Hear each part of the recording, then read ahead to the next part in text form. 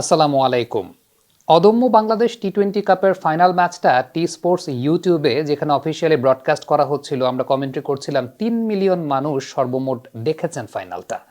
৩ million সংখ্যাটা যদি আমি বিবেচনা করি তাহলে সেটা ৩০ লক্ষের মতো মানুষ তারা দেখেছেন অদম্য বাংলাদেশ টি-20 কাপের ফাইনাল ম্যাচটা।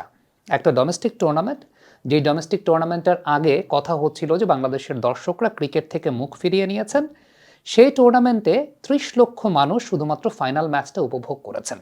তার আগের একটা গল্প বলি, সেটা হচ্ছে কাজী নুরুল হাসান সোহান যেই মুহূর্তে ব্যাটিং করছিলেন এর আগের একটা ম্যাচে, এবং লাস্ট মোমেন্টে আমি কমেন্ট্রিতে ছিলাম। একটা মজার পোস্টারও আমি দেখতে পেয়েছি বিভিন্ন মাধ্যমে যে আমি কমেন্ট্রিতে করলেই নাকি সোহান জ্বলে ওঠেন। এটা নিয়ে সোহান আর আমার মধ্যে বেশ মজার কিছু খুনসুটিও হয়, মজার কিছু কনভারসেশনও হয়।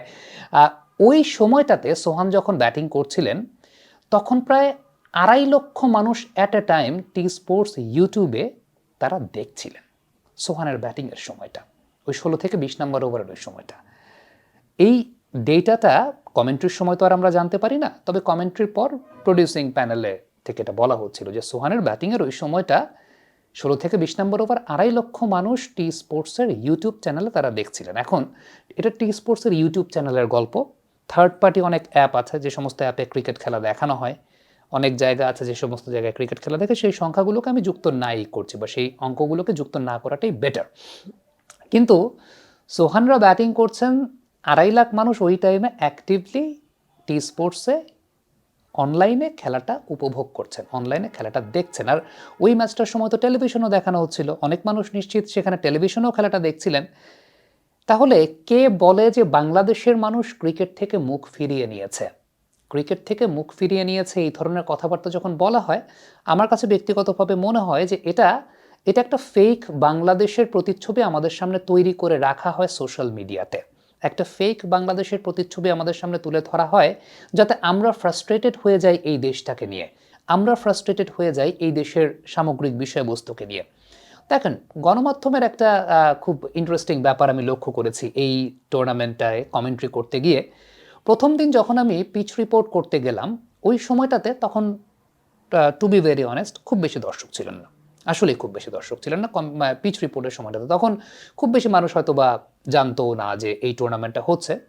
তবে খুব সম্ভবত ওই পাশেটা তো শহীদ জুয়েল স্ট্যান্ড, শহীদ মুশতাক স্ট্যান্ডে আমি বেশ দর্শক দেখেছি, আর যেখানে পিচ রিপোর্ট করছি তার ডান পাশে যেখানে shortest part of the ground, ওইখানে আমি বেশ কিছু দর্শক দেখেছি।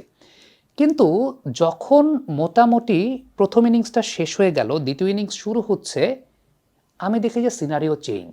অনেক মানুষ খেলা দেখতে এসেছে একটা ডোমেস্টিক কম্পিটিশন দেখার জন্য। মানে এমন না যে বিপিএল এর ফাইনালের মতো ইন্টারন্যাশনাল ম্যাচে খুব হাই ভোল্টেজ ম্যাচ হচ্ছে, সেরকম না। তবে অনেক ইন্টারন্যাশনাল ম্যাচের চাইতেও বেশি দর্শককে আমি দেখতে পেয়েছি প্রথম ম্যাচটাতে।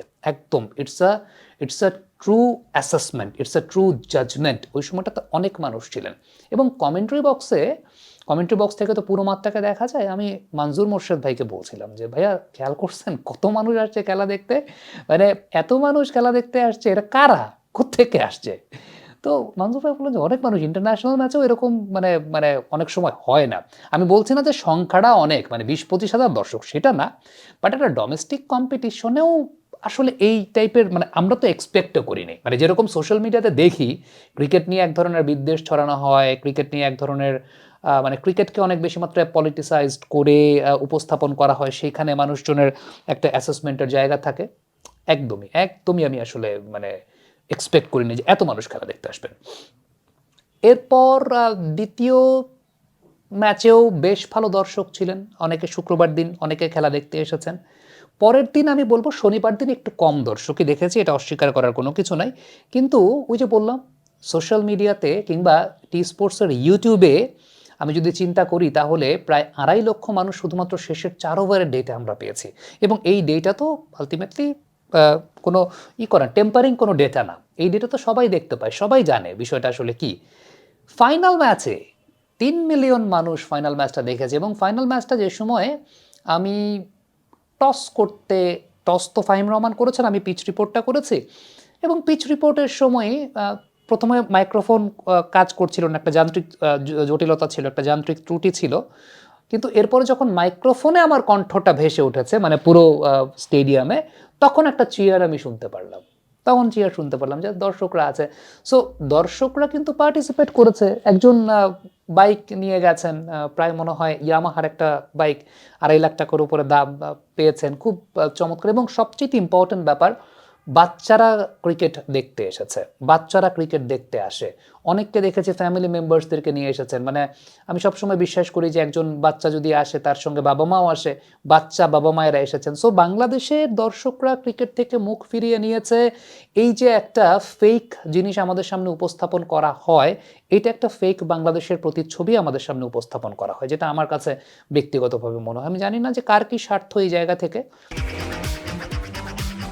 বাবা, এত এনার্জি কই পাও?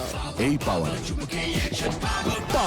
চুমুকে অ্যাকশন বা এই বিষয়গুলো বলে আসলে কার কোন জায়গায় স্বার্থ, বাট মাঠে খেলা হলে বাংলাদেশের দর্শকরা দেখতে আসে। দেখেন আইসিসির, আমি এটা নিয়ে একটা পূর্ণাঙ্গ ভিডিও করব, একটু সময় আমাকে দিন, আমি পূর্ণাঙ্গ একটা ভিডিও করব। আইসিসি কিন্তু একটা প্রেস নোট দিয়েছে এবং সেই প্রেস নোটে বাংলাদেশের দর্শক প্রায় 20 কোটির মতো দর্শক, তাদেরকে যে তারা মিস করছে সেই কথা তারা কিন্তু উল্লেখ করেছে। তারা কিন্তু এটা বলেছে যে বাংলাদেশের একটা চমৎকার ক্রিকেটিং হিস্ট্রি আছে, এসব কিছু তারা মেনশন করেছে। এখন বাংলাদেশের দর্শকদের ওই চাহিদার জায়গাটা আছে দেখি আপনি যদি আইসিসির রেভিনিউ শেয়ারিংয়ের জায়গাটা একটু লক্ষ্য করে দেখেন, আইসিসির রেভিনিউ শেয়ারিংয়ের জায়গাটা সাউথ আফ্রিকা কিন্তু বাংলাদেশের চাইতে কম রেভিনিউ পায়। সাউথ আফ্রিকা বাংলাদেশের চাইতে কম রেভিনিউ পায়, ওয়েস্ট ইন্ডিজ, সাউথ আফ্রিকা, এদের চাইতে বাংলাদেশের রেভিনিউ পাওয়ার পরিমাণটা বেশি। এখন কেন বেশি? বিকজ এখানকার মানুষের জন্য, এখানকার দর্শকদের জন্য। এখানকার দর্শকরা ক্রিকেটটাকে পছন্দ করেন, এখানকার দর্শকরা ক্রিকেট নিয়ে কথা শুনতেই পছন্দ করেন, তারা ক্রিকেট মাঠের ক্রিকেটটাকেই পছন্দ করেন। এর আগের দিন মানে ফাইনাল ম্যাচে যখন সাব্বির ব্যাটিং করতে নেমেছেন, একটা প্রান্ত থেকে সাব্বির যদিও ভালো করতে পারেন, একটা প্রান্ত থেকে শুরু হয়েছে সাব্বির সাব্বির, সবাই একসাথে সাব্বির সাব্বির। মাঠে দর্শক কই ছিল না? মাঠেও দর্শক ছিল। হ্যাঁ, মাঠে হয়তো টুর্নামেন্টটা এই টুর্নামেন্টের ওইরকমভাবে করা হয়নি, খুব অল্প সময়ের মধ্যে করা হয়েছে। প্রোডাকশন পয়েন্ট অফ ভিউ থেকেও প্রিপারেশনের একটা ব্যাপার থাকে। আমরাও কিন্তু হঠাৎ করেই কমেন্ট্রিতে গেছি, এর আগে খুব বেশি প্রিপারেশন, আমার কাছে মনে হয় যে টি স্পোর্টসও খুব বেশি প্রিপারেশন নেওয়ার সুযোগটা পায়নি। তারপরও দেশীয় ম্যান পাওয়ারে, সম্পূর্ণ দেশীয় ম্যান পাওয়ারে, সম্পূর্ণ দেশীয় প্রযুক্তিতে টি স্পোর্টস একটা উন্নতির ধারা অব্যাহত রেখেছে, টি স্পোর্টস একটা উন্নতির জায়গা দেখিয়েছে। ব্রডকাস্টিং থেকে শুরু করে সব জায়গায় দেশীয় প্রযুক্তিতে এবং দেশীয় ম্যান পাওয়ার দিয়ে। দেখেন আমাদের দেশের ম্যান পাওয়ার কিন্তু এই ব্যাপারে ট্রেইনড আপ না, এসব বিষয়ের জন্য কিন্তু আলাদা করে ট্রেনিং প্রয়োজন হয়, এসব বিষয়ের জন্য কিন্তু আলাদা ওয়ার্কশপ থাকে। টি স্পোর্টসের ক্রুরা তারা কাজ করতে করতে শিখছেন, কাজ করতে করতে প্রতিনিয়ত তারা এই জায়গাটা এস্টাবলিশড হচ্ছেন, কাজ করতে করতে তারা প্রতিনিয়ত এই যে চ্যালেঞ্জটা নিচ্ছেন, চ্যালেঞ্জটা নিয়ে সাহস করে যে কাজ করছেন, এবং দেশীয় ম্যান পাওয়ার যারা আছেন, দেশীয় রিসোর্সগুলোকে ব্যবহার করা হচ্ছে, দেশীয় রিসোর্সগুলো অপরচুনিটি পাচ্ছে। এই ব্যাপারটা খুব কম সময়ের মধ্যে আমরা করতে পেরেছি, এটা অনেক বড় একটা ব্যাপার। সত্যি কথা বলতে পার্শ্ববর্তী দেশ হোক কিংবা পাকিস্তানি বলি, এত কম সময়ের প্রিপারেশনে কেউই প্রোডাকশন করবে না, কেউই প্রোডাকশন করবে না। আপনারা বিষয়গুলো হয়তো বা বুঝেন না, জানেন না। একটা প্রোডাকশনে যাওয়ার আগে বাইরের দেশের আন্তর্জাতিক ব্রডকাস্টার যারা আছেন তারা কি পরিমাণ ড্রাই রান করেন, তারা কি পরিমাণ সেই সেট আপগুলো নিয়ে তারা কিভাবে কতটা প্রিপারেশন নিয়ে তারা কাজ করেন। আমি জাস্ট আপনাদেরকে একটা এক্সাম্পল দিই। ওই যে সঙ্গীত বিষয়ক অনুষ্ঠান হয় আইডল, এই আইডলের আপনি আমেরিকান বলেন কিংবা ইন্ডিয়ান বলেন, যাই বলেন, এই আইডলের একটা প্রোগ্রাম শ্যুট করার আগে তারা 10 দিন রিহার্সাল করে শুধুমাত্র। বাংলাদেশে আমরা একদিনে 10 পর্ব নামাই বিকজ অফ আওয়ার লিমিটেশনস। এর মাঝেও আমরা কাজ করি, এর মাঝেও টি স্পোর্টস কাজ করছে, কাজ করা, তারা দেশীয় ম্যান পাওয়ারকে ব্যবহার করছে। আমার কাছে মনে হয় সামগ্রিকভাবে একটা সাধুবাদ জানানোর মতোই ব্যাপার। কেমন উপভোগ করেছেন আপনারা কমেন্ট বক্সে অবশ্যই জানাবেন। যে কোনো কনস্ট্রাকটিভ ক্রিটিসিজম অবশ্যই আমরা ওয়েলকাম করতে চাই, যে কোনো কনস্ট্রাকটিভ ক্রিটিসিজম। উন্নতির অবশ্যই জায়গা আছে, কেউই ভুলের উঠতে না, সবাই মানুষ, সবারই উন্নতির জায়গা আছে। কনস্ট্রাকটিভ ক্রিটিসিজমে আমরা ওয়ার্ল্ড লেভেলে পৌঁছাতে পারবো বলে আমার বিশ্বাস। কমেন্ট বক্সে আপনাদের মন্তব্য মতামত জানতে চাই।